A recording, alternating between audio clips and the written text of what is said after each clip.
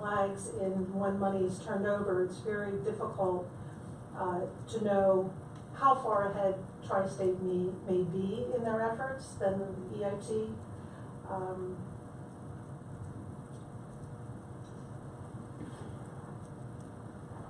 I do want to point out that Berks EIT does have a new aggressive delinquent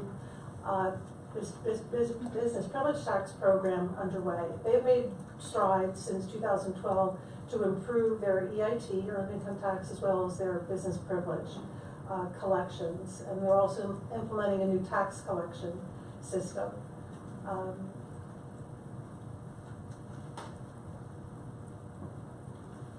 Tri-State provided information that the township collections, in addition to the $25,000 of new money from new accounts, their revenue went up $44,000 due to increases in gross receipts of businesses. Our collections through Berks EIT for the district increased by $57,000. So we're comparing $69,000 to $57,000 for a 12-month period, you know, approximately in the same time frame. So are we talking about big differences? In my opinion, no. I think what it comes down to, if the board wants to have that additional $25,000, but then again, I don't know the 79 accounts that Berks EIT has added to the rolls. What is the value of that? And that's probably a key number to have for me trying to understand. And as far as the discovery money, Tri-State claims they collected 80-some thousand. They said, well, the district, you can be assured that, but of the 20,000 that was collected in October, well, how much of that 20,000 was really part of the 80,000, and are we kind of gaining the benefit of, or Berks EIT, now that they're paying under Tri-State, they're also paying under Berks EIT. I hate to make this so confusing, but it is. And the reason I, wanted to bring it forward is because Tri-State has contacted 2 board members over the past year, and I think we need to make a determination whether we want to move away for business privilege tax from to Tri-State from the Berks EIT Bureau. Tri-State's proposal is fee proposal is 3-tier, 2.5% for current amount collected. The delinquent collection is 5%. Audits of existing taxpayers and discovery of business and individuals is 10% of the gross collections. Berks EIT collection rate is 2.5% across the board. Berks EIT collects for business privilege for 5 municipalities and 4 school districts. They're located in Wyomissing, and they serve Berks County. They also are the Act 32 assigned EIT collector. Every county has an EIT collector, and they serve 34 municipalities and districts. Tri-State collects for 11 municipalities. They serve in the Lehigh, Chester, Montgomery, and they're located in Bridgeport, near King of Prussia. If the district would move to Tri-State for collection of business privilege tax, could we be ahead by 70 accounts? The difference between the 150 that Tri-State claims they've increased and the 80 that essentially that the Bureau says that they've increased for this past 8 months. But then again, I don't know what piece of the 25,000 new money the township got makes up the 70 accounts. And again, Tri-State has a tiered compensation schedule. So moving to them, we would pay a little more for delinquent collections. And in my discussions with the Bureau Director, who we had a relationship with for 25 years, collections would be better if we require the tax form documentation.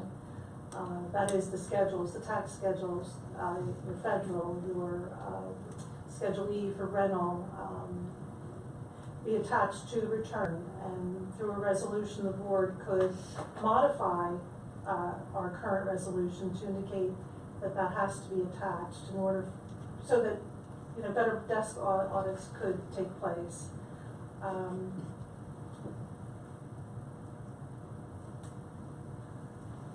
So I'm not sure how much, you know, Tri-State has been talking with board members. You know, from my perspective, severing a relationship that we've had for 25 years, and me being a representative on the board of EIT and working with other representatives from school districts and municipalities to make it a better collection organization. You know, they've improved their delinquent tax collections. They are putting in a new computer system and program.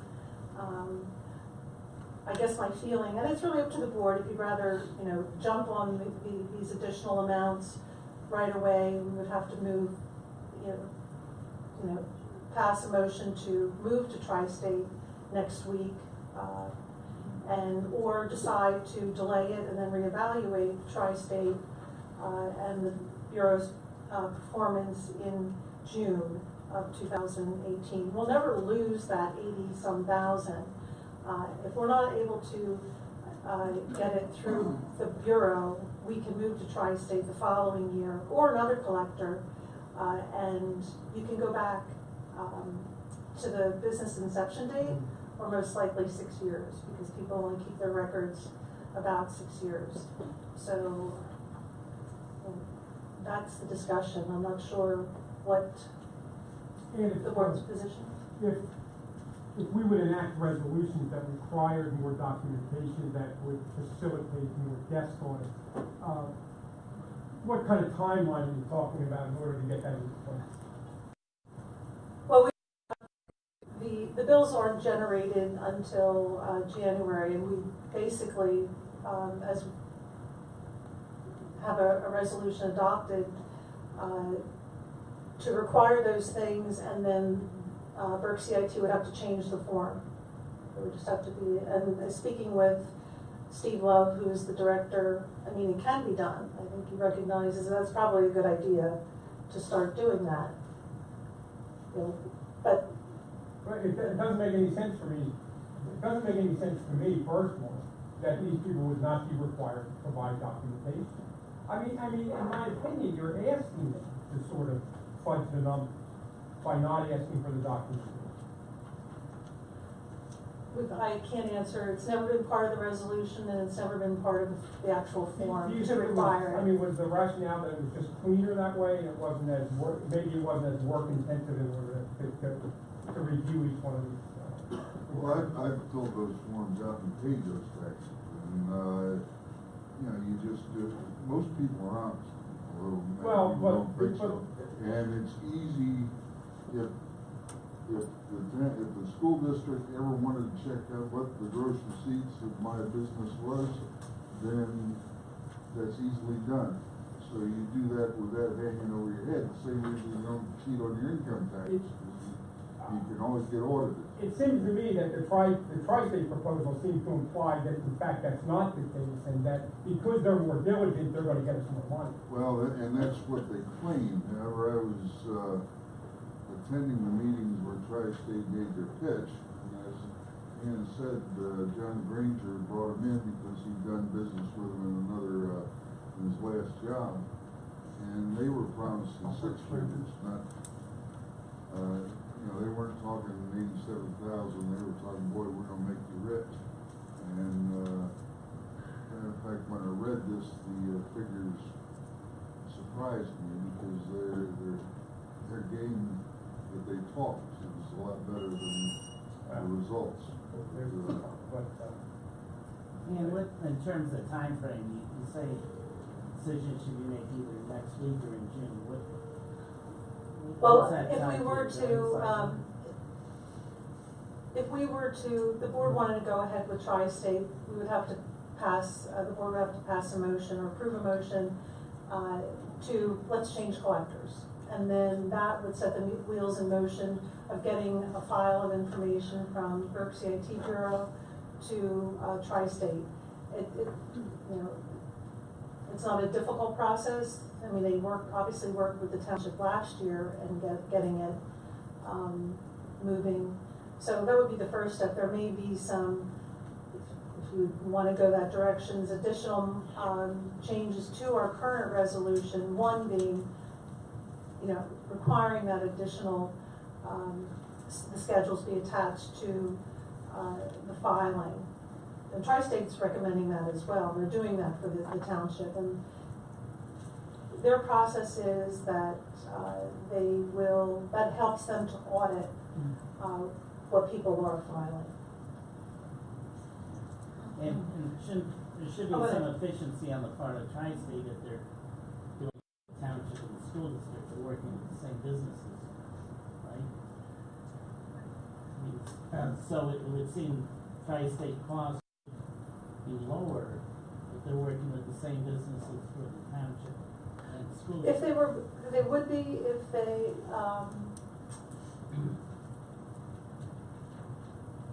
there would be some efficiencies for them. They would still send the district's return out separately, because we are collecting quarterly for mercantile, and I don't really see how that can be changed.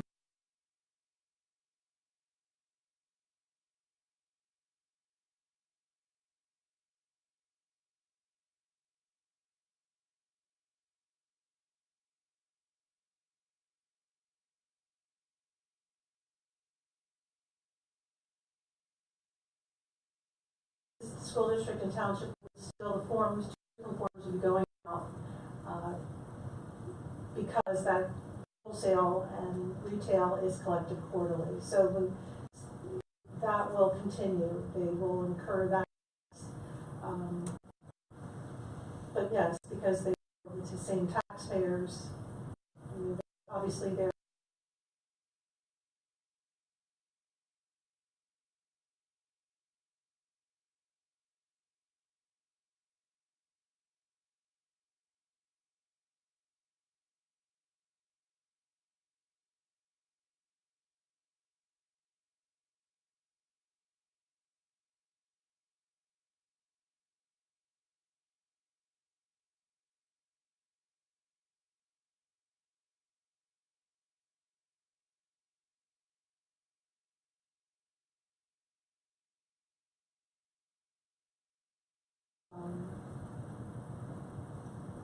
so they don't share that information.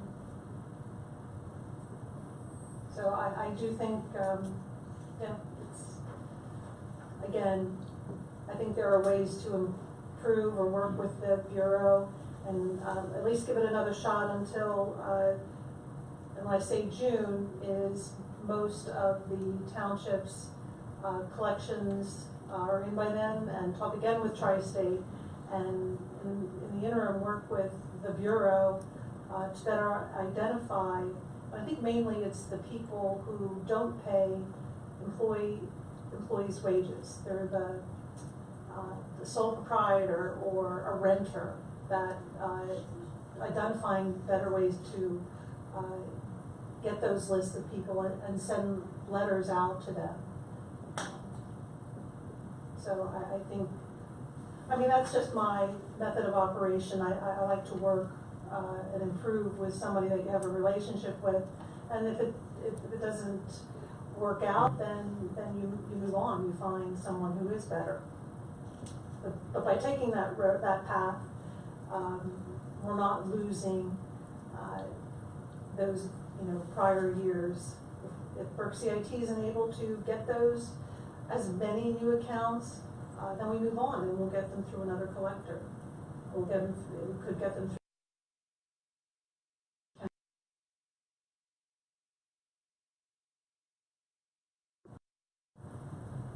I was really surprised when I looked at the references from all the different municipalities. They have highways and in material assemblies or wherever I saw it anyhow. But they went down to the school districts, and I thought, well, if you're collecting from the municipality, then why aren't you collecting from the school districts as well? They do collect the city of Bethlehem and the Bethlehem School District together.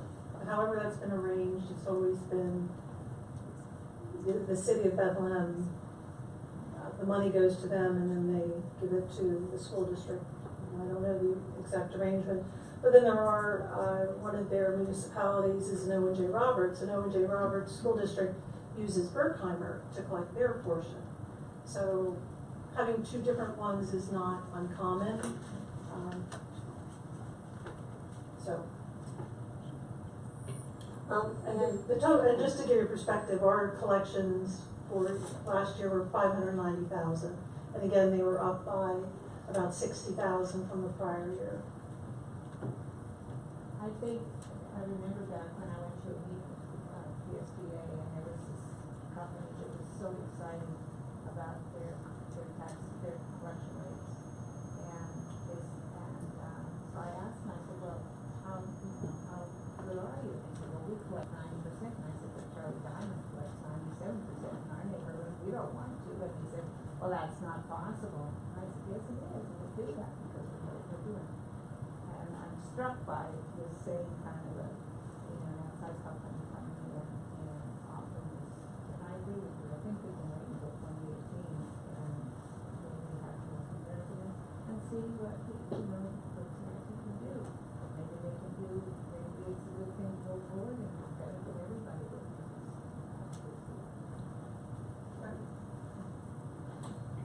And you did say that you're a member of the Berks EIT. Is it EIT? Well, the school district, has representation on the board of Berks EIT, and I've been appointed to represent the school district. Before that, it was Ken Hart, and I don't know if it was anyone else. And actually, Pat, I think you're the alternate. An alternate, yes. Right. Now, this tri-state, do they have a board, or don't you know, or? It's an LLC, Yeah. so limited liability corporation. So I don't know the composition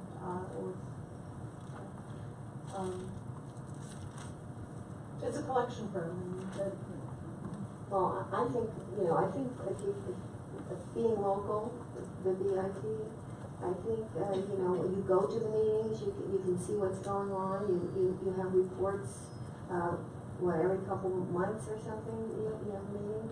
I mean, I think you're kind of more in touch with what the company is doing for us, or for the districts as a whole, as compared to what we might have from this other company. So I would favor keeping this for now and seeing, what happens and what shakes out, at the end of the year. But I'd like to ask you another question. I had asked you about these group homes that we have in Exeter. There's about 40 of them. And they're a business, they do business, and they collect monies from school districts or from the state for having these people in these homes. Are you allowed to collect any taxes from them? I believe the answer that I got, I'm trying to recall who I discussed this with, that they are, again, what is their IRS filing status, and it may be a 501c3, so how how they are designated in the IRS would not allow us to, what they collect, to collect taxes on that.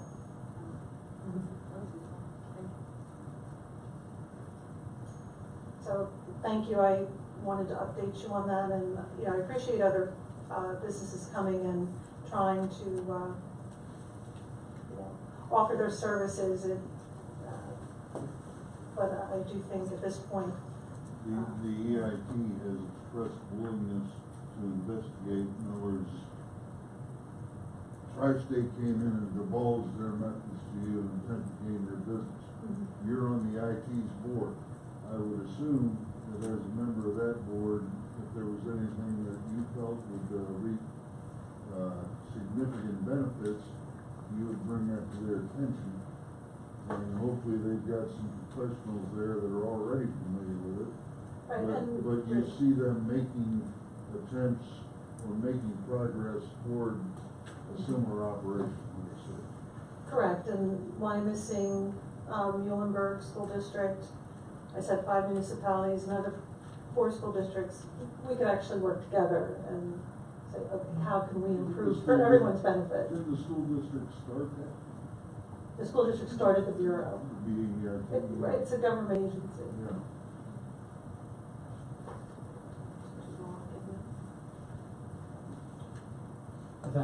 Thanks, Ms. Gash, appreciate that, and, we'll move on to our next presentation, which, is Dr. Davies, and, we'll be talking about the, student testing that, would reflect, this past, year's student assessment. Okay, thank you. Let's pull this up. Every year I give this assessment report, usually right after the SPP scores come out, so I can report those results to the board.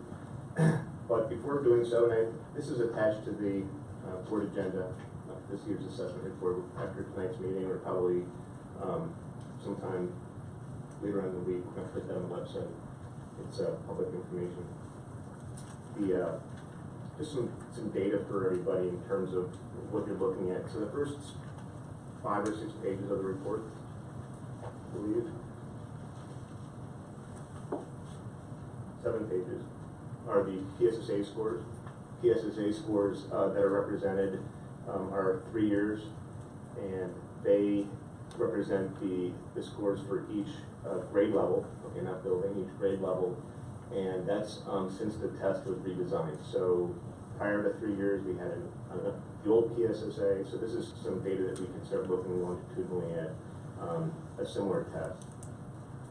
Going backward, or going further back, we have 5 years of Keystone data that we'll be talking about in just a minute. The page 10 is, it does have the SAT scores. This year, the SAT, we are reporting scores differently for the SAT because the test has changed. They no longer require one of the components of the test, and it has skewed, or it has compromised in some way the accurate reporting of our data this year when you compare it to previous years.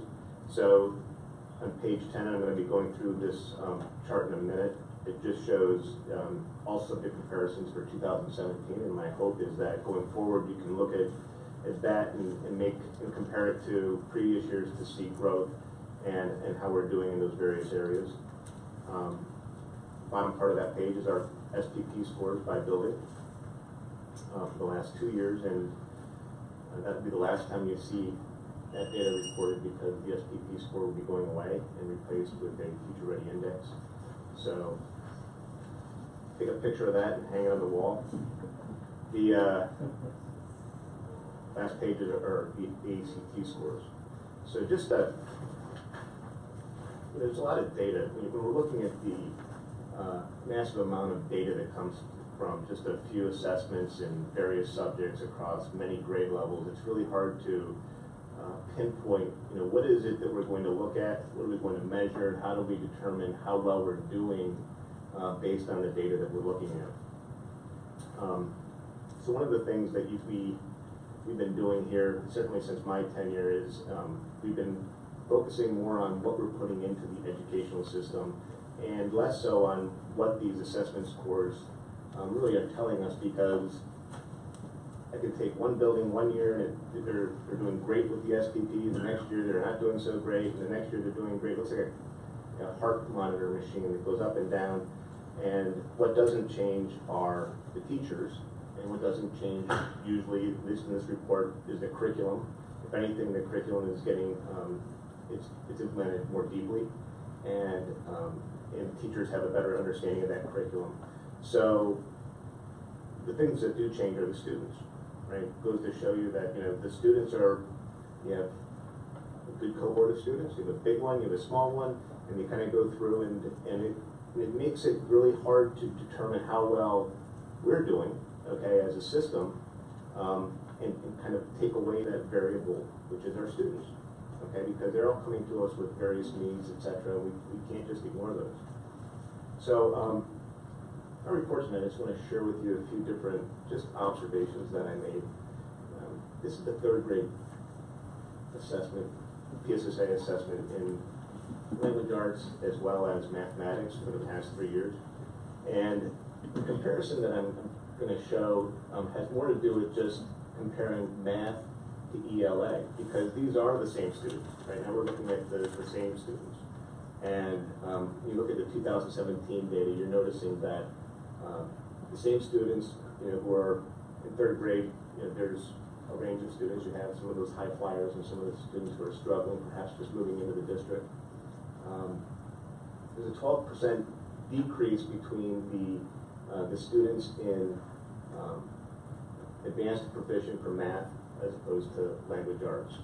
And I think that, and I'm only showing you the PSSA in 3rd grade for the, I guess, up until 7th.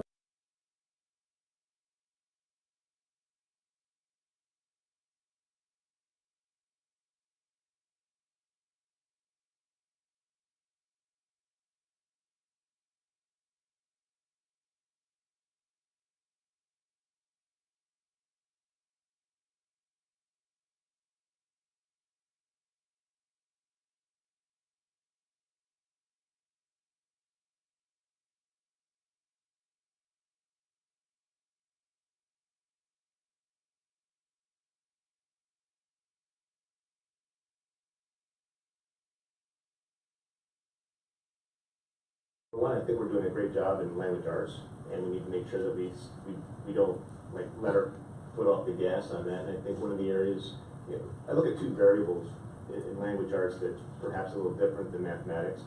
We'll get to those in a second, but I just want to share my observations right now. Just share those 2 with you. So we have a new math program, which may be contributing to some of the discrepancy. It was implemented in 2014. It's investigations in number, data, and space, I think. And is that right?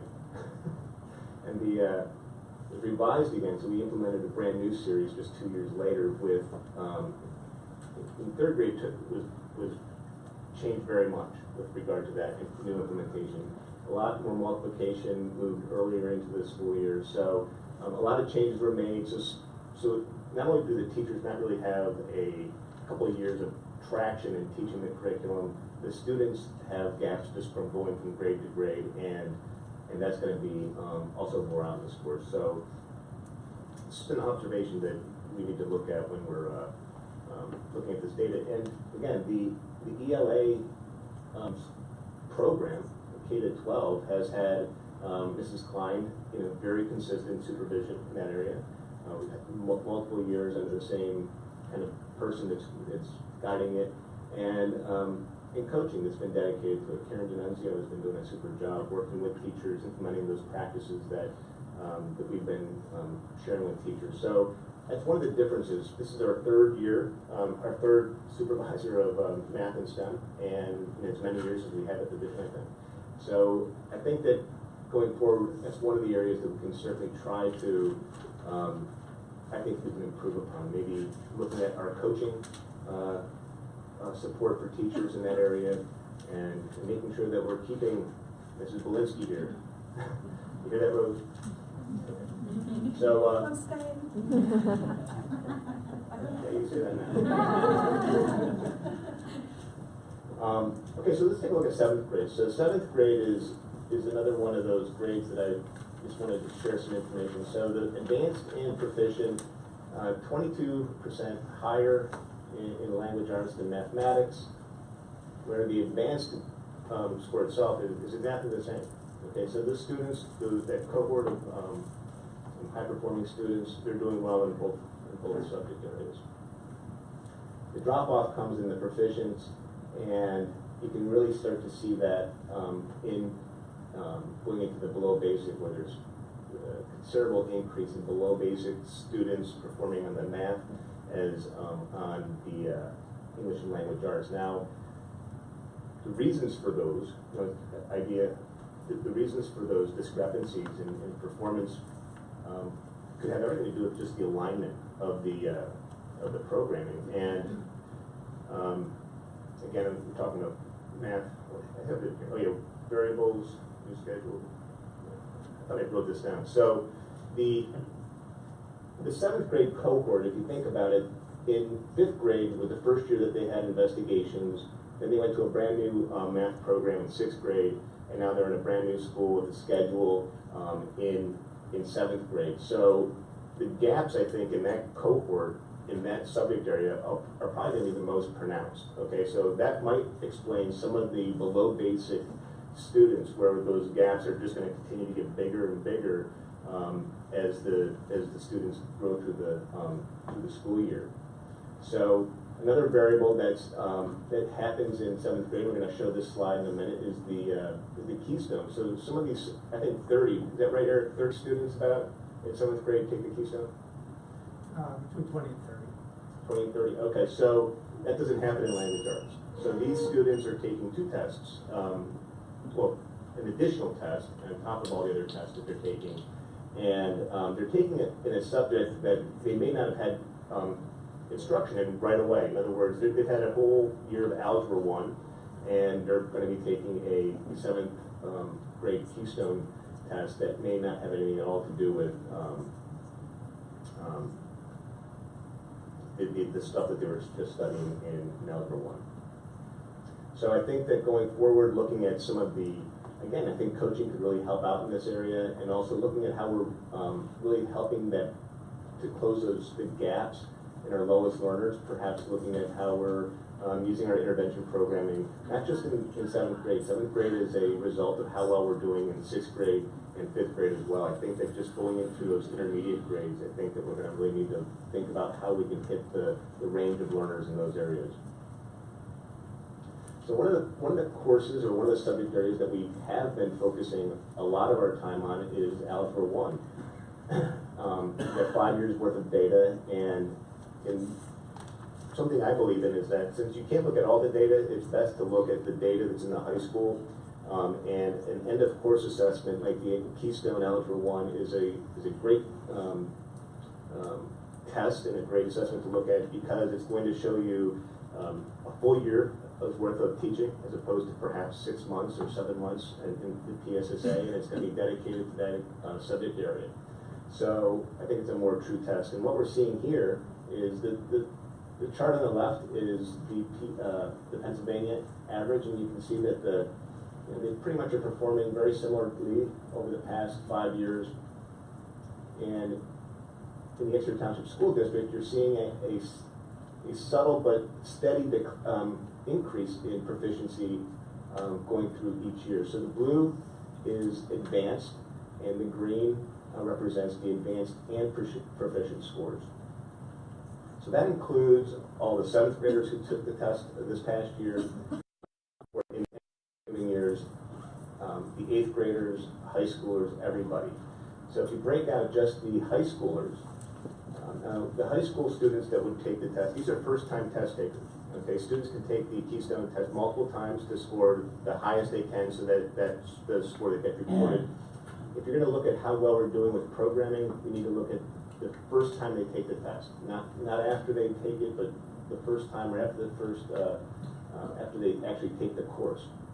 And in the high school, you can also see a steady increase in proficiency, and I think this is probably one of the more remarkable graphs that you could. I'm very impressed with this graph, only because we've already taken off all the kids who've taken Algebra 1 in 7th and 8th grade. So these are the students who were perhaps not the cream of the crop or the highest flyers, and who have, in 2013, were at 36.8% proficient, and now we're those first-time test takers up to 63.3. So that's just a great number, and you can see that the end count is going down, okay, as well, the number of students taking it there.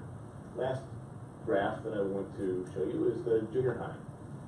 So, not surprisingly, these are the students who have an aptitude for mathematics, and it's pretty much a straight line going across the top, but the number, okay, of students that are taking that assessment is also going up. So that's another credit to the math department and to that Exeter Junior High School, the way they have it organized in the new schedule, because you can't beat 100% proficiency on a test with 7th and 8th graders. So when you're looking at like an SPP score, it's hard to unpack all the different things that are happening, and I think that we need going forward is to really make sure we're looking at just a few assessments and how well, and find an assessment or a data point that's going to be reflective of an entire system's worth of work, and focus on that, because I think that when everybody's working toward the same goal and looking at the same target, it's going to be so much easier to organize our resources to see improvement. So the last thing I'm going to show you is the SAT results. So this is the new kind of way we're reporting the SATs, and comparing it to Pennsylvania, one of the things that Mr. Kane and I were looking at were, how do we move the needle with the SATs? It seems like it's been like a flat line forever, and just unpacking some of what the scores really are, we're seeing that in Pennsylvania, 60% of the students in 2017 in that graduating class took the test. In Exeter, it was 70%, so that's a 10% increase right off the bat. So we have more students in our population taking the test. In Exeter, meeting the benchmarks, okay, we have 54% of our students meeting both benchmarks, 79 in English, writing, and reading, and writing, or I believe that's what that stands for, and 55% in math. You can see, again, we are outperforming the state. Going to... Excuse me, Dr. D. Yeah. What does it mean, meeting the benchmark on the SAT? There's a predefined benchmark, and... The score? A score, yeah, in 50%, I'm not sure what the score is or how they come up with it. I kind of put my own normal curve on here, just so you can see how we're doing as compared to the state. You like that? It took me a while to make that. So I'm very proud of it. But you can see that throughout the distribution, we really are in line with where I think we should be in both ends of the distribution, as well as in the middle. You don't see it skewed one way or the other. So I think that when you're thinking about the SATs and how, again, we can continue to improve scores in there, I would hate to see us trying to reduce the number of students taking the test to make the numbers go up. I think we should always have an open door to that, and have encourage as many students as possible to take that test, and just continue our programming, what we call input. That input variable. How can we align our programming? How can we implement the programming at higher levels? Those types of things. That'll come over time. But I don't think that the SAT scores are. I don't think they've changed much from year to year. I do think that when you kind of unpack it, you can kind of see that. I think that we're performing about where we should be according to the state. So those are my observations and thoughts about some of the bigger details of the 2017 assessment year, and answer your questions if you have any. Yeah, if I just, when you mentioned something about skill gaps, and you seem to imply that perhaps it was implementation of programs. Would you anticipate those gaps going away as the program is in place? That's a good question. So I think many of the gaps in mathematics, mathematics is a very linear type of adding, multiplying. It's very progressive in that regard. And when you move the standard, when the standard shifted a lot of the content around, there literally are gaps because people just never had that material at all. So closing the gaps, the further up you go in grades, the harder it is to close them, because you're still learning new material, and you have to implement some sort of remedial type of program to do that. And I think that you really need to think outside the box and how you can do that. And again, in Exeter, we're trying to address that gap at two ends. Number one is focusing on the elementary grades, making sure we have a consistent program implemented at high levels to kind of reduce the number of potential gaps that will come through. unless they change the standards on us again, which is entirely possible. But, and then trying to find a really effective remediation program that will, to some extent, help close the gap after it gets into the middle grades and the intermediate grades, because it can become devastating. Those gaps in mathematics especially can really snowball. One other point, and this is sort of related, but maybe not totally related. What crossed my mind when you were talking about increasing SAT scores was that over the last few years, we had a lot of conversation from the high school about rigor and about the importance of rigor and about some of their efforts to address rigor. And are we finished with that, or do we just stop talking about it? Well, I don't. Rigor is it's really about making students think about the conceptual, teaching math conceptually, understanding really what's happening. And I think that's where a lot of our success is coming from in the Keystone, because even if the students can find an entry point into the problem, okay, there are so many different strategies, everything from drawing a picture to actually using an algorithm to calculate the problem, to solving it. So equipping students with first of all, understanding what the problem is asking for, and then giving them a toolbox that they can attack it. I think rigor really comes from how well we can introduce complex topics. The analogy I would make is that the SAT, the questions are very different from most of what we normally do in school. And I would think that those kinds of skills would also help students be able to attack questions that are answered in different ways, and that we would see a result. Right. That we would see resulting. Oh, I see. Yeah, I actually agree with that, and I think that because we're not teaching to the SAT in the same manner that we perhaps be teaching to the PSSA or something, because all those standards and assessment anchors and eligible content are out there, it really is talking about how are we using all those things that we've learned throughout the years to get into this problem. It's a totally different type of, it's a norm reference test as opposed to like a criterion reference.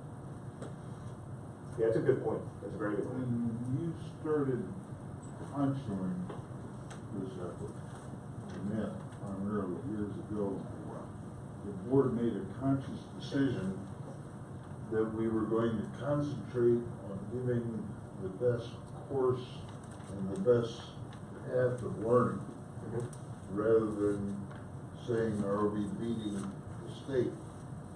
And as I went through all these, what pleased me is, yes, we're beating the state. Well, beating the average, I would expect no less.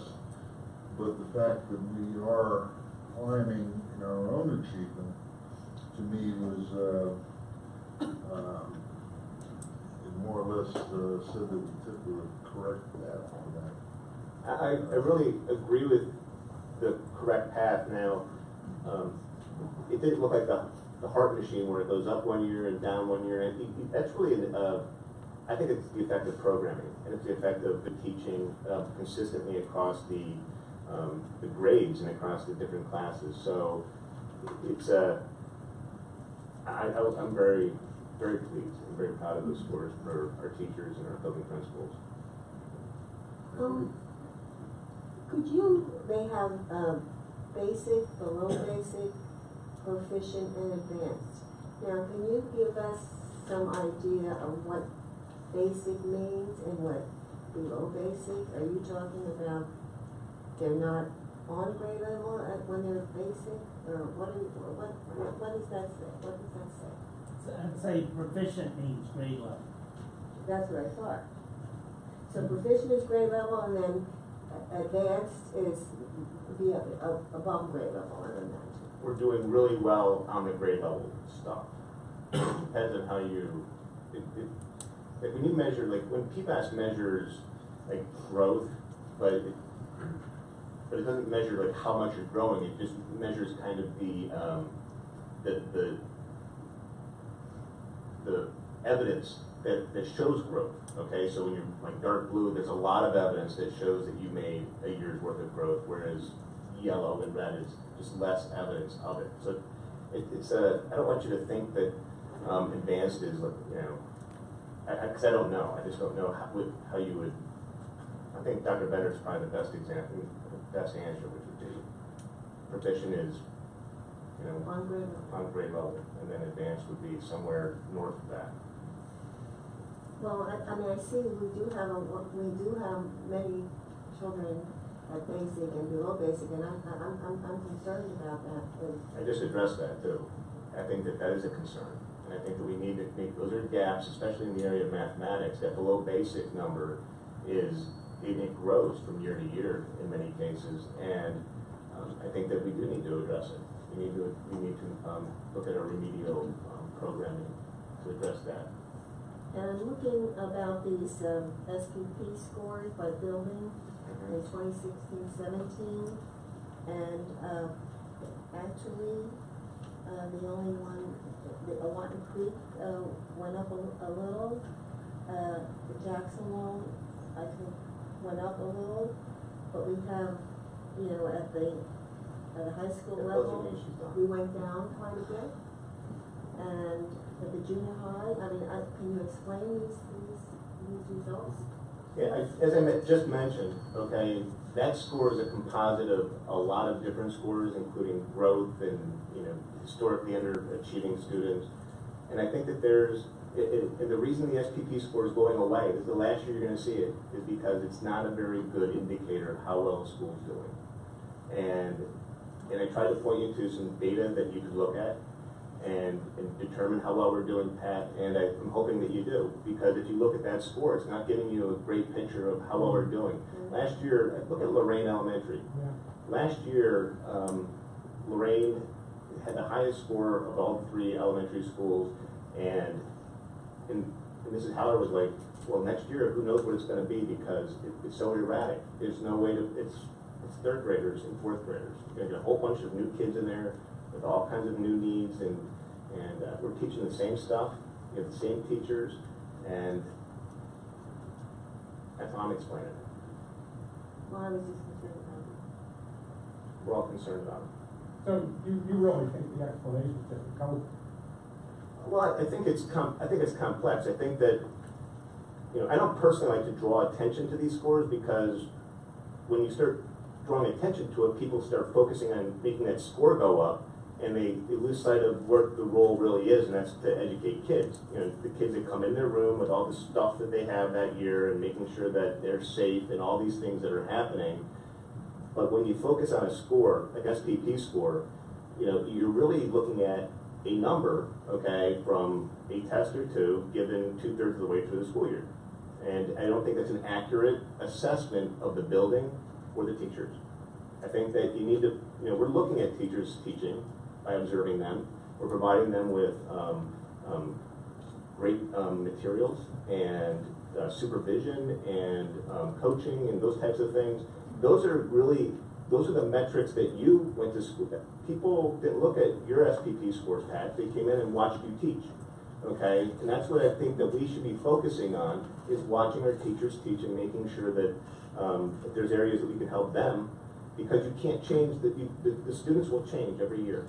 And to anchor an evaluation for a teacher or school on all the new students that are coming through the buildings with all the new issues that are happening, I think that it's unfair. And I don't think it's accurate, and I think it's a distraction from what we're trying to do here. I think deep down you know that because of how you feel about PSSA testing. I think we would all agree with you, but I also think that if there's an ability for us to look at those and learn something and improve and self-critique, then I think there's some value. Well, And I don't know whether or not you can just slop them off, but I mean, I don't think you need to hold them up like this for everybody, but I think internally we need to deal with it. and we don't slough them off. Yeah. Okay, I just think that these Choice of words.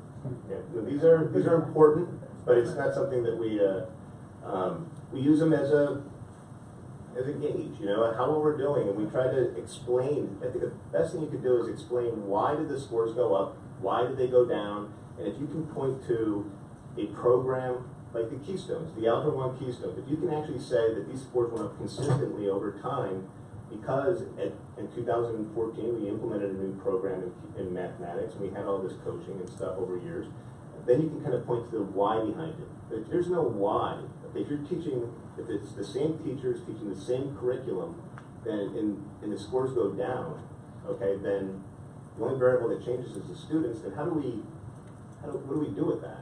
Do you know what I'm saying, Pat? So, I'm not slopping off scores, okay? No, I apologize to you. They're very important, and I think that they tell us something, okay? There's a point out there that they tell us, but I think that there's a lot more data that we can use to assess how we're doing, and I tried to share some of that with you tonight. Yeah, my only concern is when I look at something like that, we've done so much work over the last probably the last 5 or 6 years now. We've done so much work on differentiation within classrooms, and you start to wonder whether or not that really is an effective strategy if in fact it doesn't overcome these kinds of differences. That's a good point. I think we're looking at those variables as well.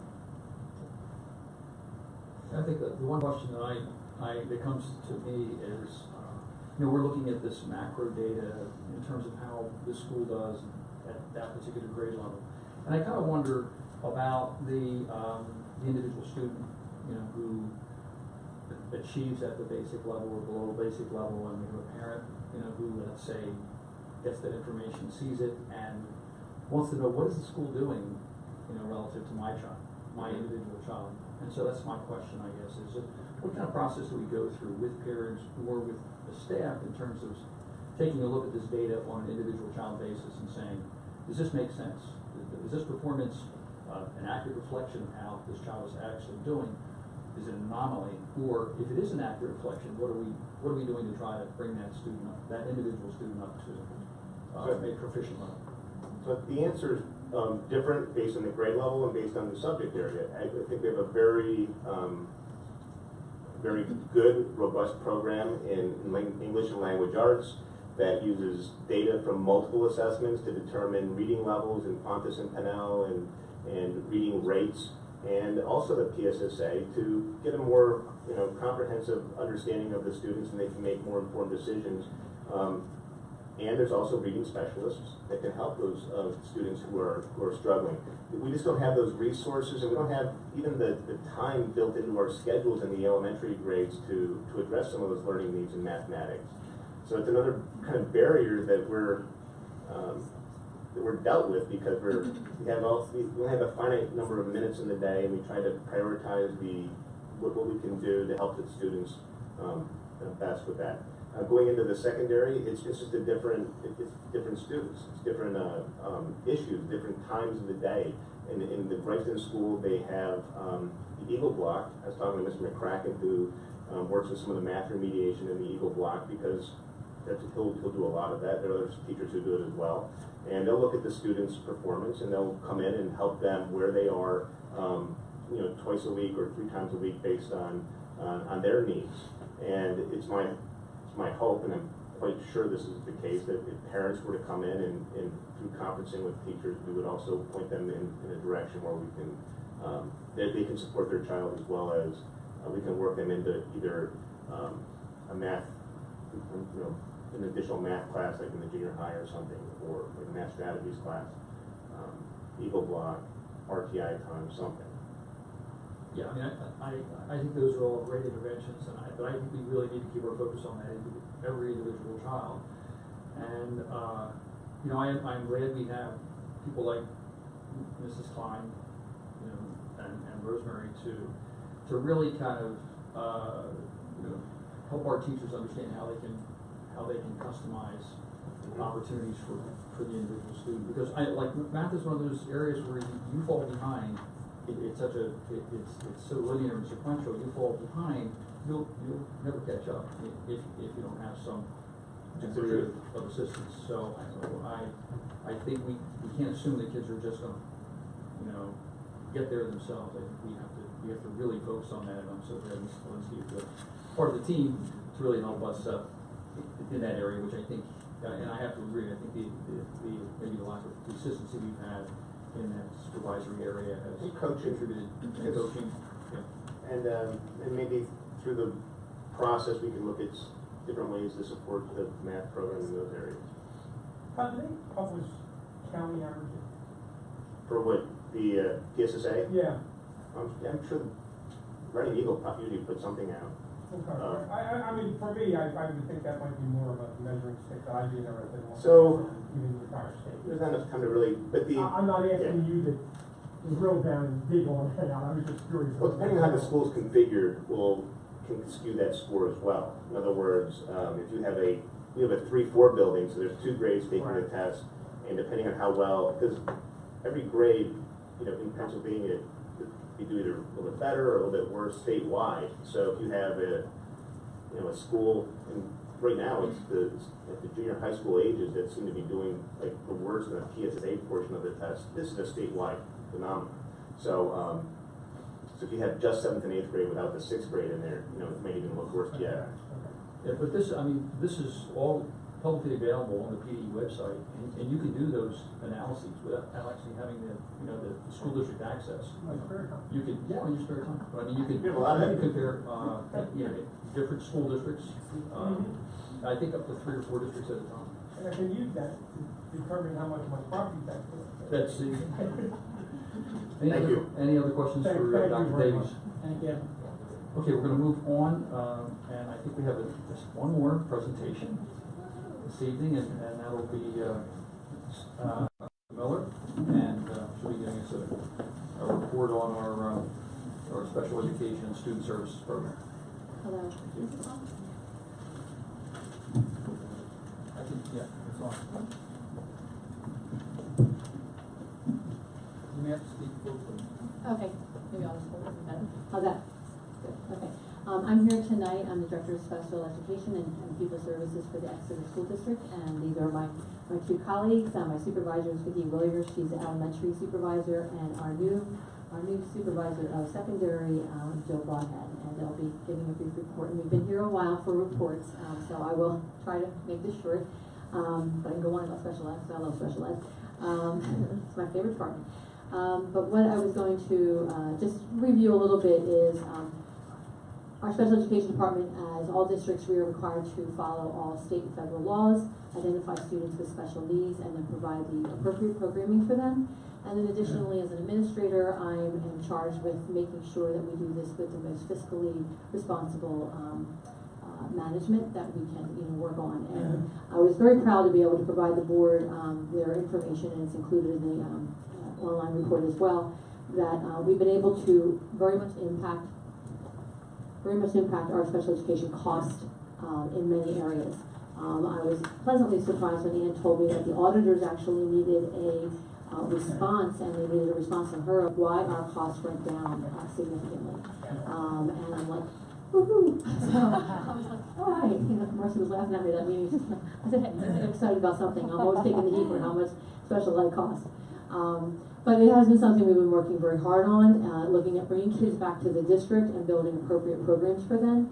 Additionally, the RTI process, which is response to intervention and remediation, we have carried that over from what typically is a reading and math to our related services, and that has been something we've been working very hard to try to help kids before they get into special education, to do the remediation. So we do that in speech and language services, and we also do that in occupational therapy. And that's been over the last 2 or 3 years have been significantly impacting and starting to impact more of our related services cost.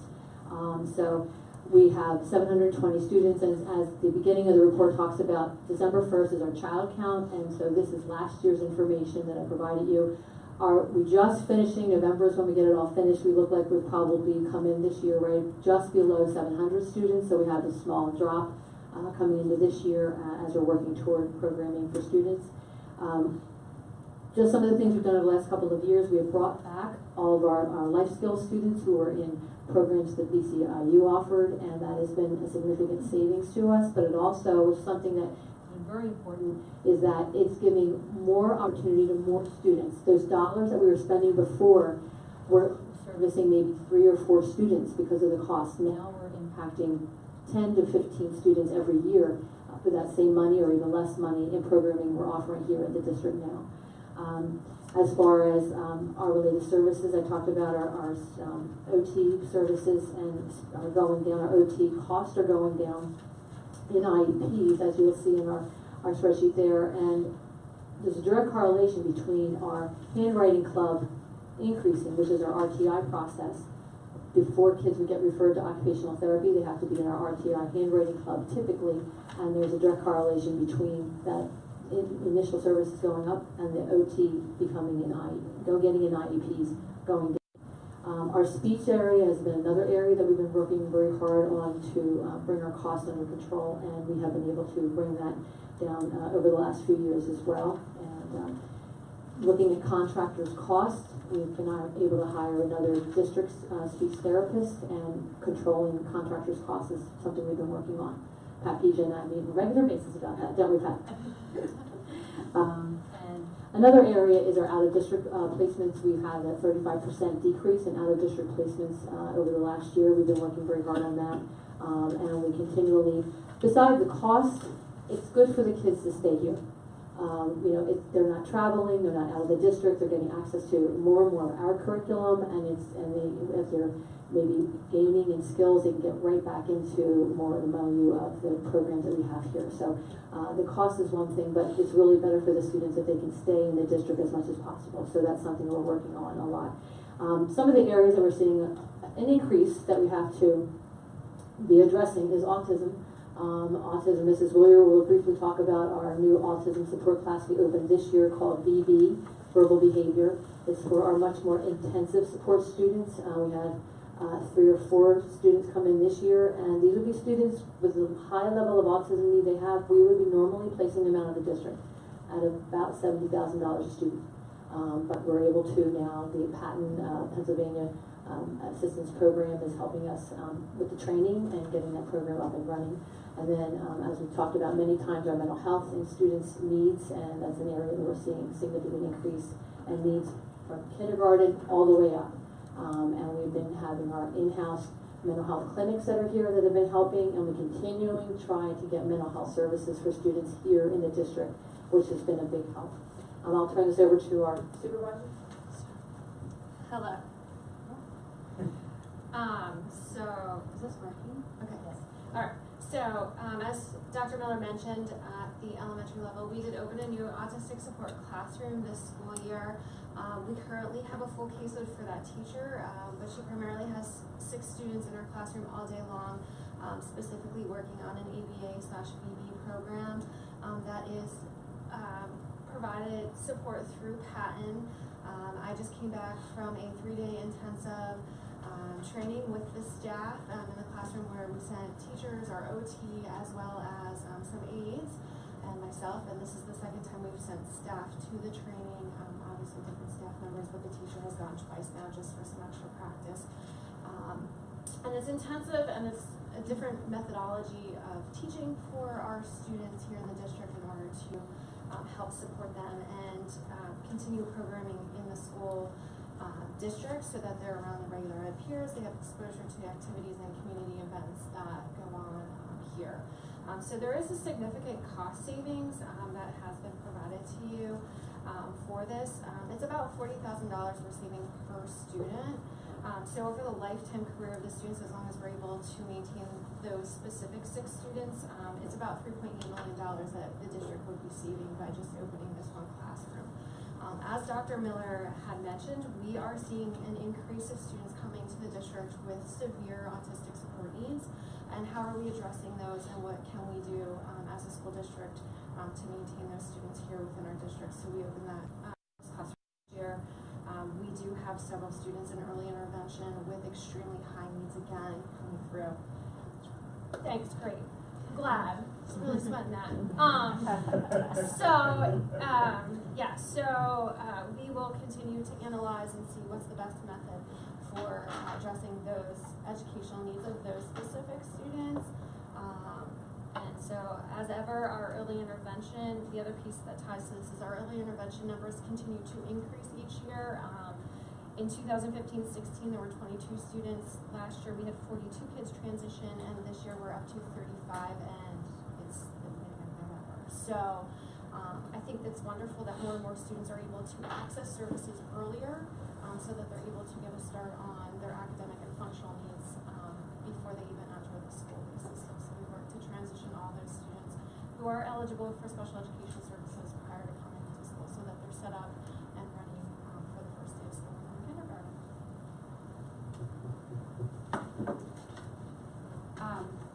I just wanted to reiterate the cost savings with the Crossroads program. I think it works now. Okay, I don't think it is still. I think it's.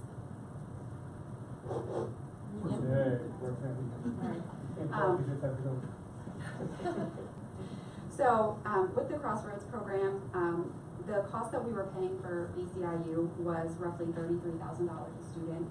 And we've significantly decreased that. We currently have 14 students that are receiving the service here within the district. And for every student that we bring into the program, it costs us less overall to service that student, because we have a total cost for the staffing and for every student in that program that we can service additionally. It just reduces overall how much we're spending per student. So right now we're looking roughly servicing those students at about $18,000 within the district compared to the $32,000, $33,000 out of the district. So we're able to service a lot more students. We actually have a few potential students for next school year that are out of district placements that are looking to come back to participate in that program. So it's not only helping students who are already at the high school, but it's also offering opportunities for those students who are already in out of district placements to come back. So, one of the things I wanted to highlight. Are there any questions? Yeah, I actually have a comment. One, congratulations. Thank you. You know, really, that's all good news, but I remember from when I was in the classroom about child count and the insanity surrounding child count.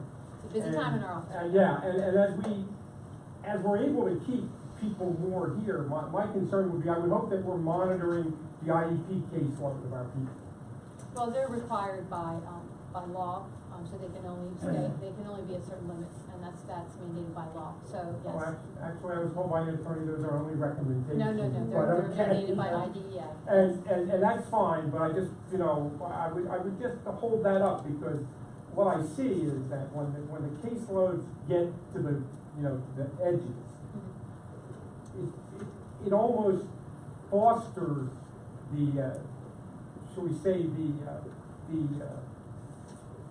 the rate of non-compliance because of people not being able to do the meetings, and I hope that we would stay away from that. I mean, I understand saving money is good, but I would hope that we make sure that we have enough staff and that we keep those caseloads down to whatever level that we can keep them down. Right, and that's a great point that you bring out. A prime example is that at the high school last year, we were working on bringing more students back from our out-of-district placements, and we were really pushing the case limits of our 2 emotional support teachers at the high school. Yeah. They were really at the high load, and those teachers, as all of our teachers, but those teachers deal with kids with very just different issues, and it can be up and down. And so we really looked at that, and instead of hiring another teacher, we looked at ourselves first. Can we absorb this? Can we do something different and better with our own staff to reallocate somebody over to emotional support? And we looked in-house first. Could we do something before we went to ask for more positions? And we were able to do that. We always do that first. We'll always look in-house. Can we rob Peter to pay Paul, keep people okay, but, you know, fill the position? So we did that. We moved a position that was in another area, moved some caseloads around that were still manageable, and we're able to move a teacher to really provide the necessary supports of caseloads that were really getting stretched too far. And then that very much helped. It was now a team of 3 helping those students that came back.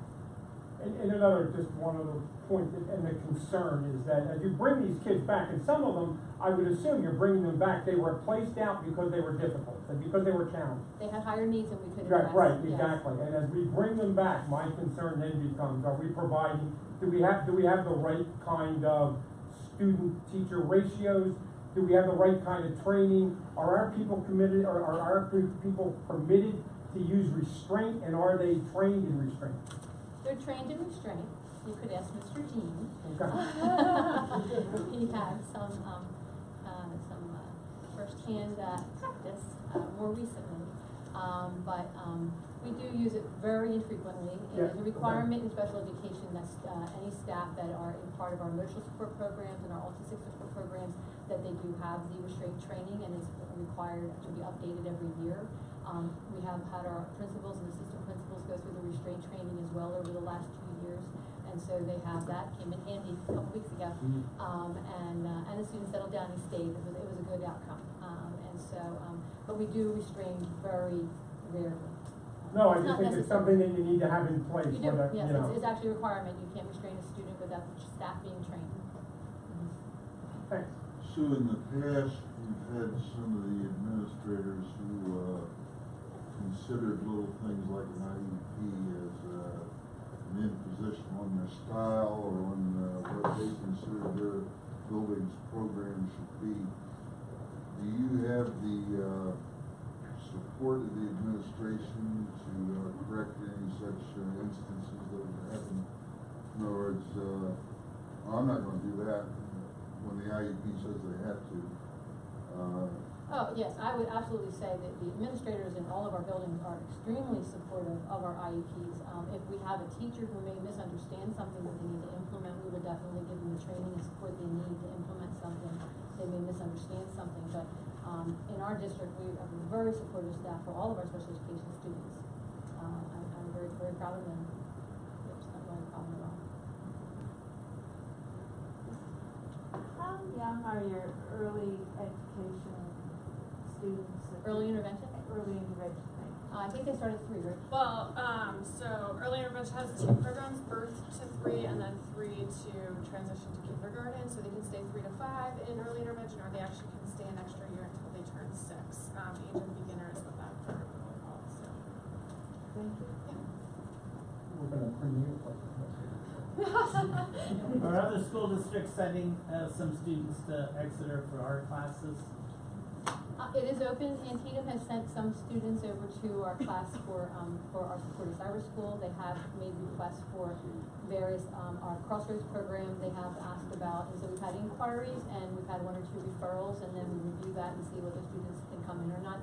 Our autistic support programs are pretty busy right now, so we're not accepting any intakes right now, but we have had requests, and we do accept students if it's a good fit.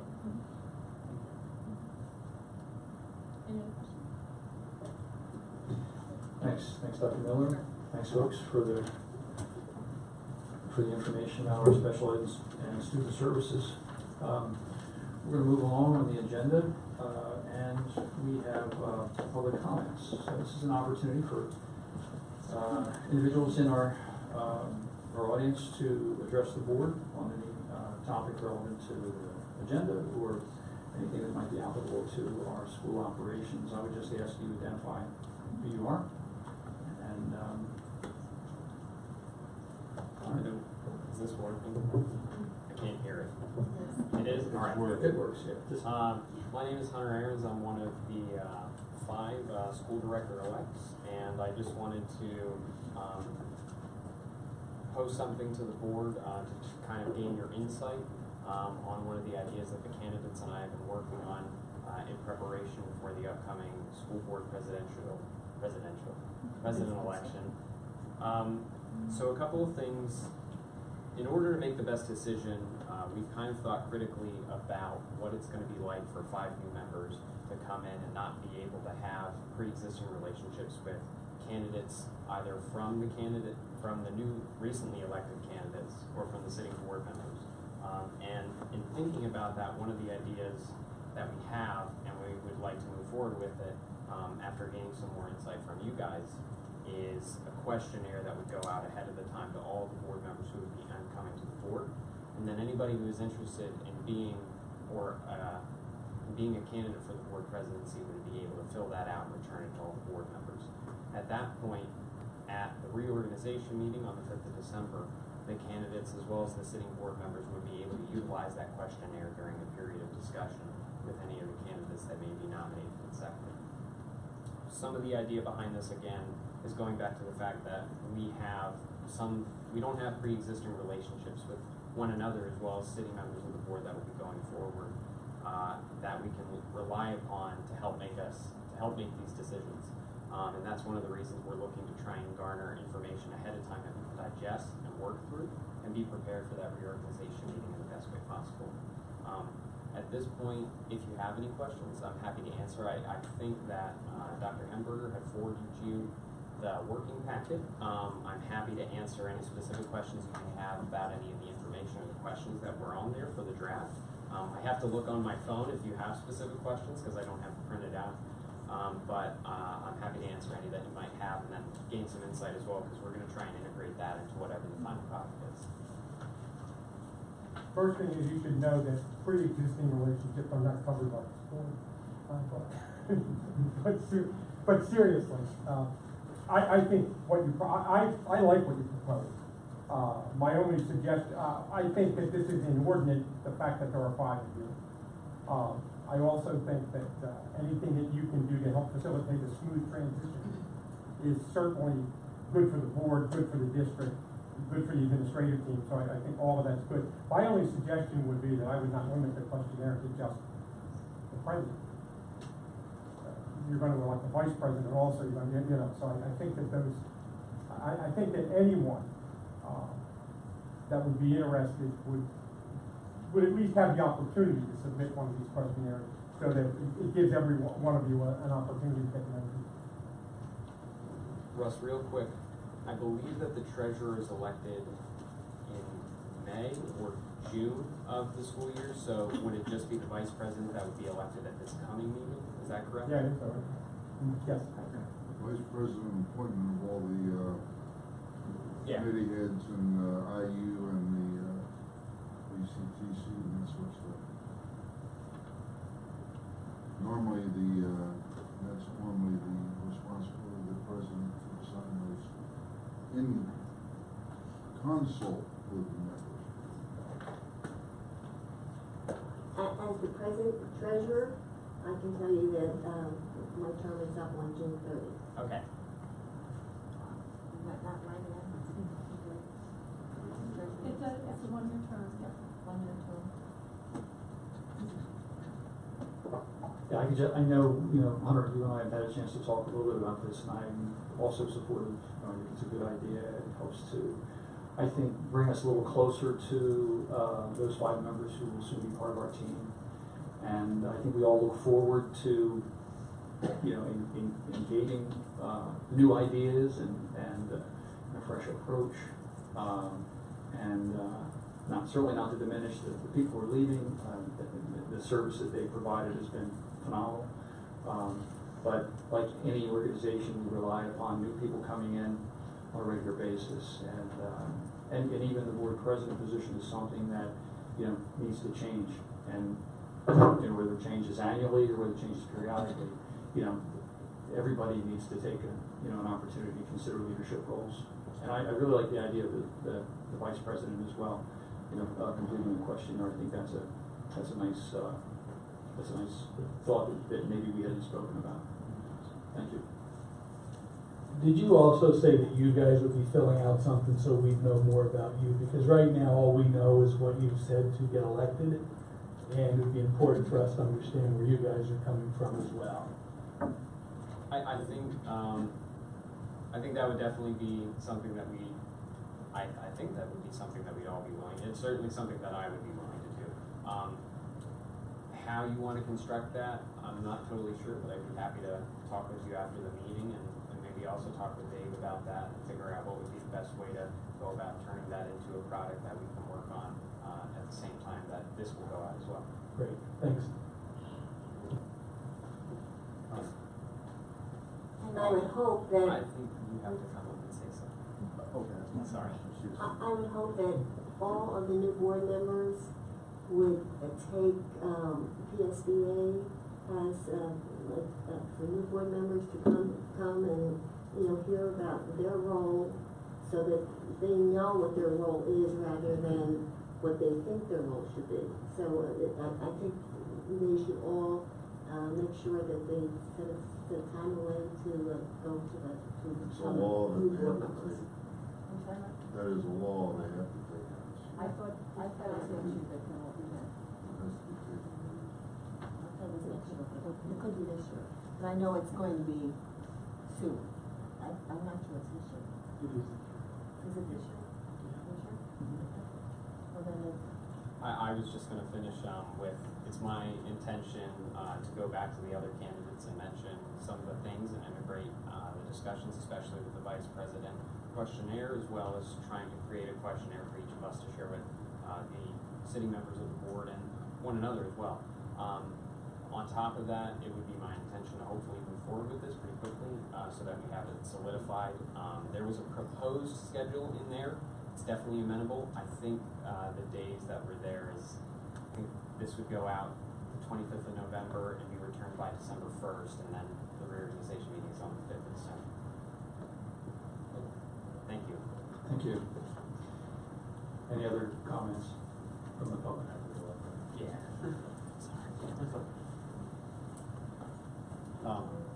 My name's Brandon, I have kids in the district live here. I would like to second what Mr. DePina said in the sense that I think it would be great for everyone to take the questionnaire. As a parent in the community and someone that's been trying to come to the meetings more, get to know the board more. Can everybody hear me, first of all? Okay, sorry. I'm trying to get to be more familiar with the board, more familiar with the people on it, how you guys are interacting. And in particular, in regards to the election, I know a lot of other people that interacted with the candidates and asked them questions, and just being in that arena and hearing what the people were asking, one of the things that concerned other citizens and people in the community, parents, was that to some degree, like the approachability of the people on the board. Some people feel intimidated to come here, and you know, I don't think you guys are that intimidating, but some people you are, I guess. I think it'd be great for everyone to take the questionnaire, and timeline-wise, you guys have to prioritize yourself based on the upcoming elections and whatnot, but at some point in time, I'd love for that to be available, posted somewhere where the community can come and see the questionnaires and any answers and feel like they can get to know you a little bit, and I think that might help the approachability factor, where people feel kind of comfortable coming to the meetings more, and we can try to get this to be more interactive, like you guys have mentioned before.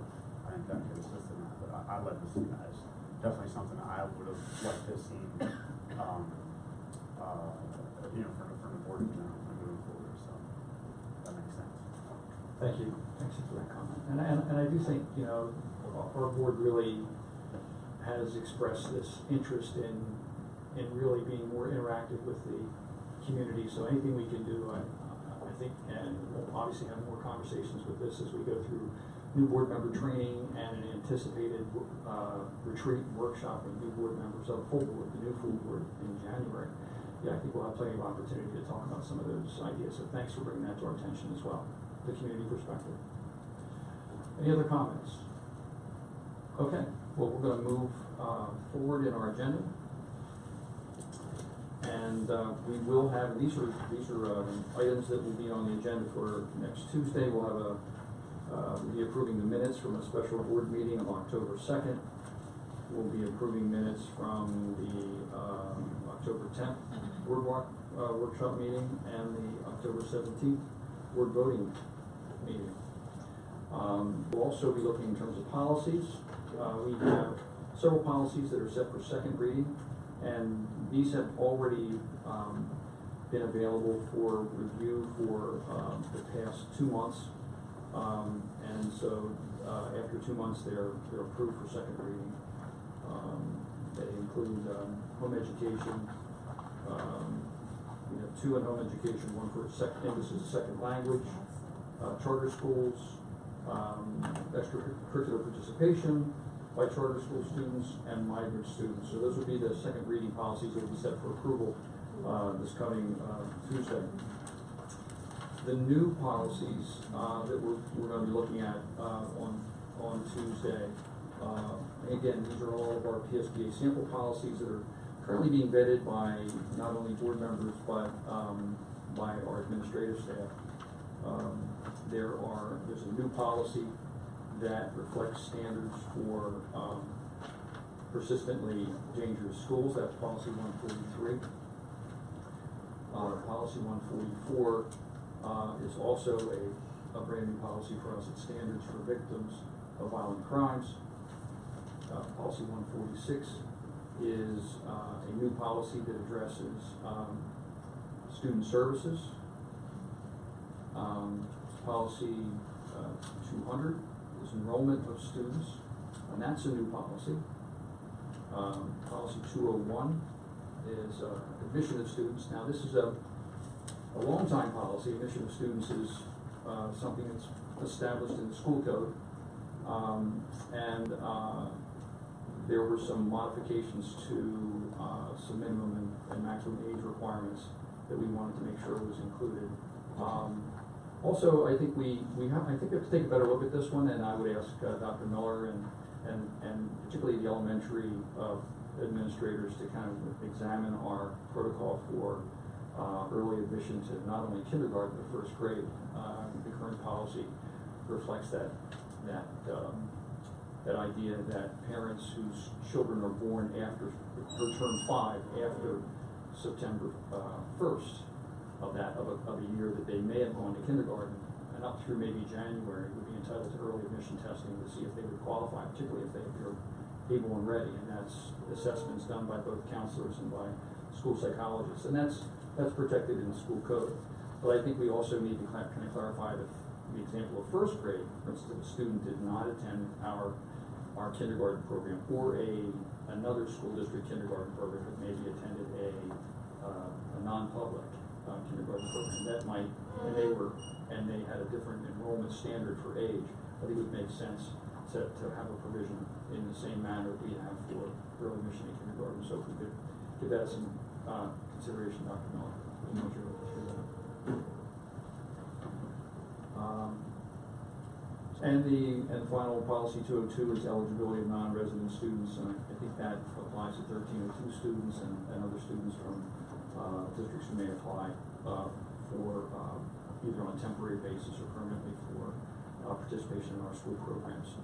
So those are the policies that we'll be looking at for the next 2 months, and appreciate folks providing feedback with board members and administrative staff.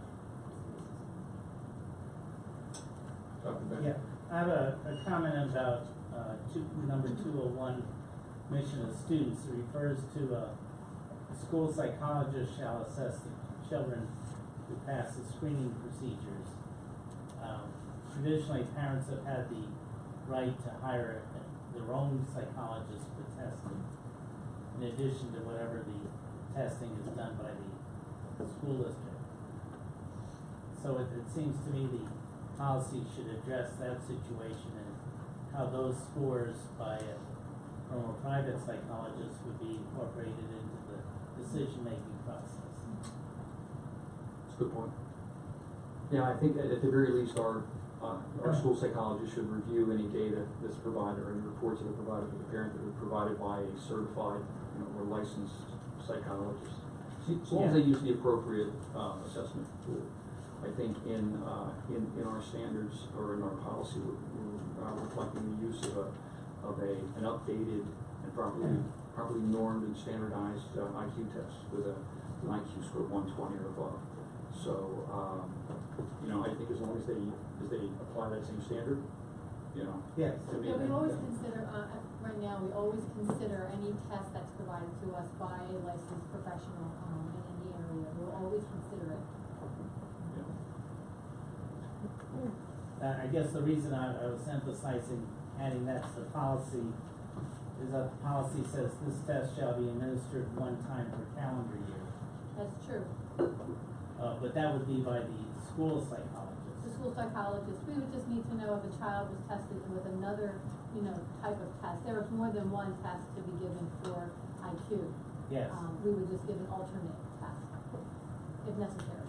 Yeah, I think the problem with administering an IQ test multiple times is the practice effect, and scores will rise more if a child has exposure to the test. I'd like to comment. Yes. I was taken by this clock too and wondering how firm we were with September 1st, and that wasn't because of being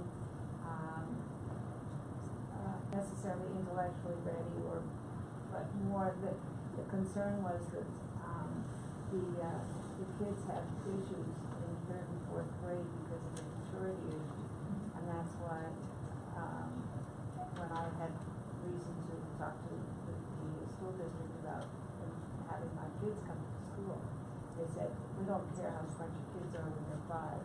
If they're not 5 on September 1st, then it's your problem.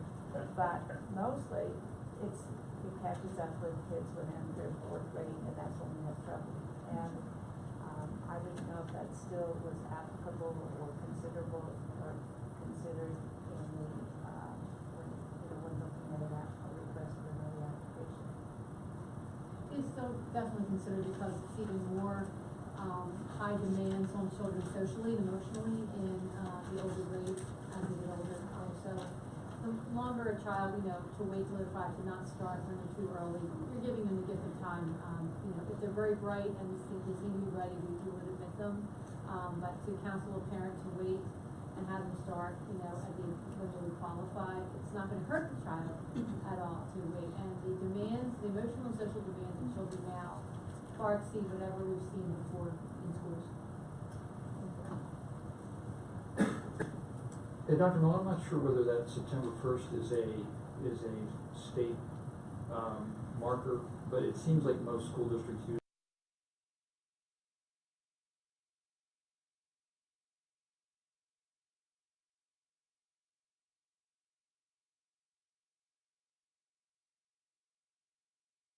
questions about analysis. Okay. Move on to business functions. Dr. Heron. Item 7A, it will be recommended that the board authorize advertising for bids for transportation vehicles for 2018-19. Item 7B, it will be recommended that the board approve a purchase of a 2018 Chevrolet Express 10-passenger van from Bob Fisher Chevrolet. Item 7C, it will be recommended that the board ratify the student transportation services contract with New Roads Transportation. Item 7D, it is reported that the Pennsylvania Department of Education approved PlanCon Part A project refinancing of issuance of general obligation note series of 2017 to refund a portion of general obligation bond series 2011. The reimbursable percent on the refunded bonds is 21.77%. Item 7E, it will be recommended that the board approve budget transfers for the month of October 2017. And that's it. Thanks, Dr. Heron. I'd like to ask a few questions. With this A with the passenger services, I guess we're going to go with diesel again, or trying to do diesel. I would like us maybe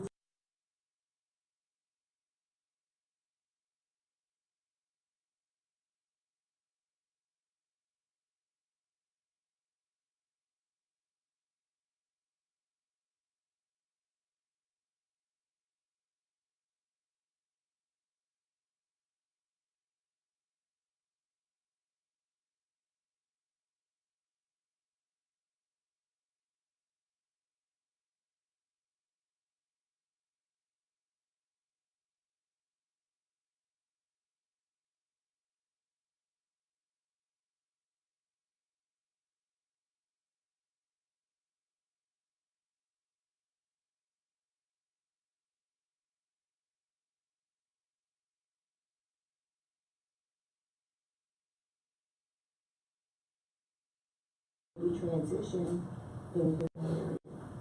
I don't know if that's possible.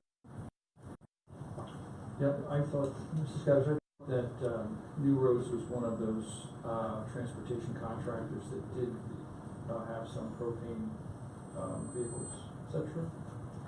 Right, and Mr. Wegman did share with the board last month that we did have them bring a propane bus to take a look at it and discuss that alternative. But Mr. Wegman also pointed out that in order for us to move ahead with that type of fuel, we're going to need a fueling station.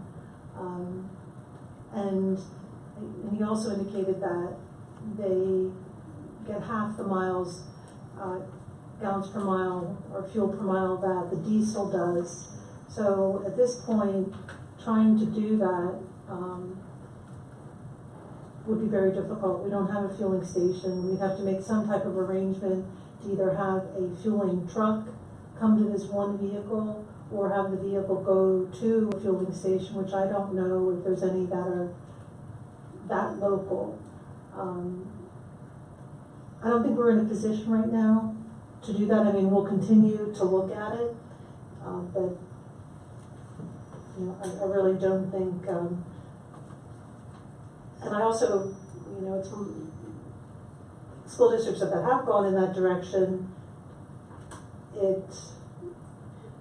Well, I would have to go back and, you know, find that research again. I don't think it's as successful as people think, because there are obstacles, but again, we're open to it.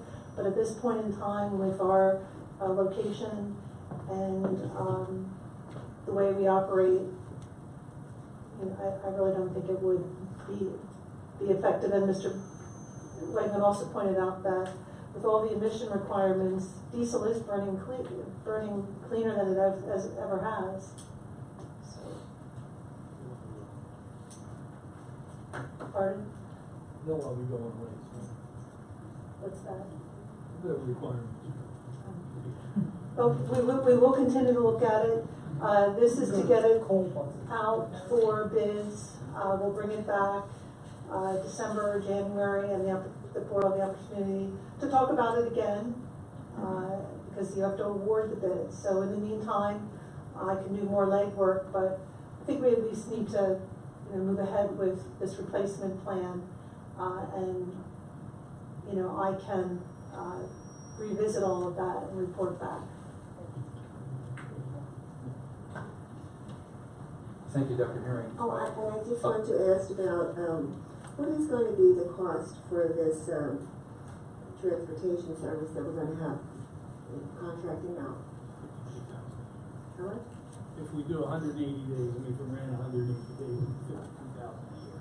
Right, it's 130 days, 130 days for the remainder of this year. This is through the end of the year, so it'll be 37,700. If I compared to, oh, you're a better math guy than me. No, 130 times 200. Okay. So compared to if we had a driver for that same 130 days, it might cost $17,000. I don't know the exact mileage, but we cost out mileage at $1.50 a mile at 10,000. So we're comparing 27,000 in-house cost to 37,000 contracting out. So we just don't have the Right now we have 5 open positions, 5 open routes, and it's really a big strain on our staff. We're still checking them out though, right, Marcy? Yeah. Thanks, Dr. Herring. Dr. Bender. For personnel, Part A, we have a number of resignations that we'll be approving or ratifying. Part B, appointments. Part C, leaves of absence. Part D, change of status. Part E, or course requests we'll be approving from our staff. And Part F are staff conferences that our staff will be attending. Any questions about personnel? Yes, I just have one question. I'm looking at the board position of board secretary.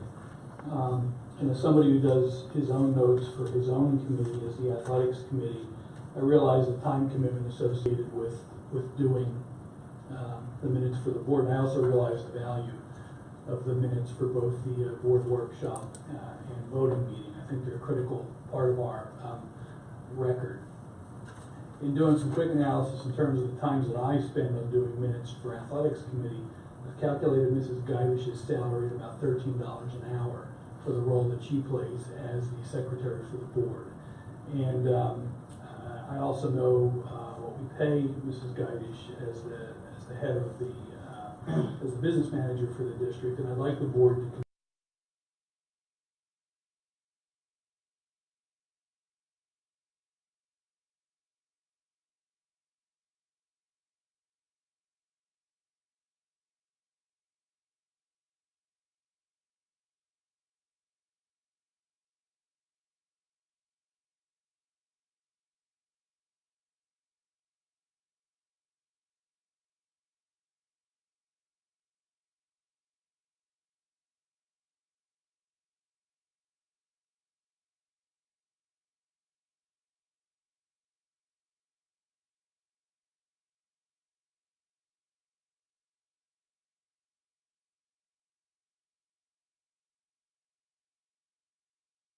write them and then run them up the flagpole with people who were there to get their input. So I'm looking at roughly 6 to 7 hours commitment per meeting. So if you do the math on that, it came out to about 168 hours or $13.13 an hour. So I'd ask, and when you do the minutes, is that on your own time or is part of your responsibilities within your the district hours? I mean, Own time, but what's I that? know you're here all the time. So, I can't really answer that because if I would happen to finish minutes during the day, you can be sure I'm doing other work in the evening. So it's kind of all bundled together. And this is a carryover from Mr. Wursler. yes. And when it was decided what my salary would be, then we decided on the stipend. This stipend is very similar, at least in 2013 when I looked at it, what other recording secretaries get. They may get, 100 to maybe 150. And we'd have to revisit that to see what other recording secretaries get. There's 2 other business managers in the county that are the secretary who does the recording. So it's probably something that you may want to look at even if this district would decide to have a recording secretary. And I would give up that stipend and they could earn that for the extra time they did. I could still be the secretary or another board member could be the secretary. Recording secretary it's very time consuming. I remember saying to Ernie, I don't really want to do that. And he said, no, don't rock the boat, So I think it's something we need to discuss and Yes, I mean, inherent in my question about your hours is whether this is a good use of your time. No, and the other issue No. is, it's not. I get to relive it. The other issue. Sorry. We know Washington fine. Well, as of late, it's been a lot better. All right, I think I need to stop. The other issue is really recording. Your minutes should be the substance of the discussion. And now that we have video of the meetings, you can get a full flavor of really what went on at the meeting, whereas maybe how I take them should be trimmed back a little bit to be just the substance and not verbatim. Well, I think, and one thing I would say is regarding a recording secretary, and I think it is critical that we do have regularly scheduled committee meetings and that those committee meetings are memorialized in some way, because not all board members can attend all of the meetings when you look at the number of committees that we have. So we do rely on minutes from meetings to stay up to speed on some things. So I think maybe it's worth the board discussing the value of a recording secretary who would be there to attend the committee meetings, take the minutes, and then generate them in a timely manner so that we could use that information as part of our deliberations, either in workshop or voting meeting. Yeah, I might just like to comment. I mean, I think transcribing what happens here at a board meeting is more of a clerical task, and I think it's sort of really not an appropriate task for our business manager to do in general. I mean, it's actually typed, physically typed, whether it's from a recording, whatever. And there are plenty of skilled folks out there, whose time isn't quite as valuable, who can do that. I mean, there are services out there that can do that, as well as I would imagine some folks that we have maybe within our administrative staff here. So, our clerical and secretarial staff. So I think it's good to at least evaluate it, take a look at it. But I always felt guilty that she would have that imposed on her over and beyond what she has, everything else that she has to do. And I think it's particularly these board meetings, which are fairly complicated. I think it's important that we have something in place that doesn't depend 100% on the recording. Only not so much that I don't believe the recording But if one gets lost or for some reason this doesn't happen, then I think you need to have something else in mind. Well, we have the video, and we also have an audio that you maintain, right? And are you keeping? I do, but once you, it's approved by the board, then I'm required to delete the audio. Right, but I mean, you So- use that for Yes, I transcription do. purposes, right? Yeah. I think key to that also, Mike made the statement recording secretary. There are many other responsibilities of the secretary of this board that far surpass the menial task of keeping the minutes. And so a recording secretary, you keep Ann as the secretary because she knows those administrative requirements that are under the law she has to provide. And then the recording secretary would be someone who took the minutes and published the minutes. Or you might find one person that can do both, but it would take a transition. Any other comments on that topic? Okay, we're going to move to student functions and Mrs. Kutcher. Item A, reporting the trips in the 60-mile list. And item B, the trip outside the 60-mile list, and the varsity girls have a good time. Item C, we have an agreement with News Story for a specific student. Item D is the agreement with Devereaux for the group this week. And we have a lot of agreements. Item E is settlement agreement that was approved this weekend. Item F, the amendment to this agreement. And the item G, a contract with the board and Dory Putnam Baker for social services. And I believe that's it. Thank you very much. Thanks, Mrs. Kutcher. Can I just ask you a question on the contract? Just, there are two names listed on the contract. Is the woman whose name is listed, is she the owner of the business?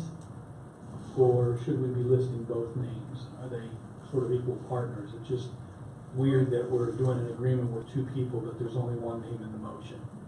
Dory Putnam is her business. Her business? It's her business. Thank you.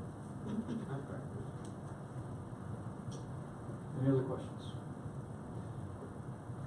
Board members, any other items for the board?